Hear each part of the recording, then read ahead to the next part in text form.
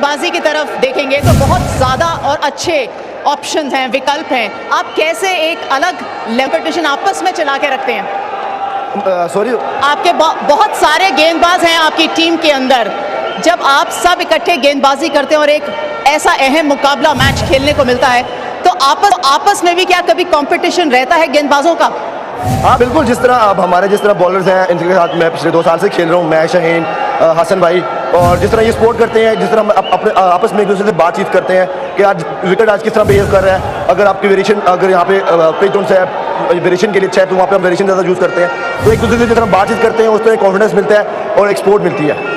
Obviously, he gets a lot of support from the pitch, the conditions, and he uses these conditions very well. सबसे शानदार सफलता जो आज आपको मिली, उन 4 सफलताओं में से सबसे बेहतरीन कौन सी लगी आपको? देखिए, जिस तरह सबसे जो अच्छी जो विकेट मुझे जिस तरह उन्होंने पावर प्ले में जिस तरह वो गप्टिल आउट हुआ, वो उनका एक जो मोमेंटम बन रहा था तो उसको तोड़ा, तो उसकी वो विकेट मेन थी। He liked Martin Guptill's wicket the best of all his 4 wickets. बहुत बहुत मुबारक, congratulations.